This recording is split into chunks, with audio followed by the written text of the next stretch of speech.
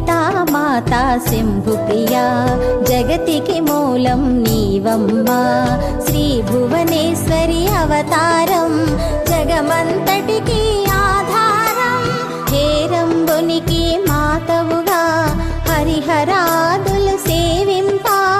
చండుని ముండుని సంహారం చాముండేశ్వరి అవతారం పద్మరేకుల కాంతులతో బాలా త్రిపుర సుందరిగా హంసవాహన రూపిణిగా వేదమాతవై వచ్చితివి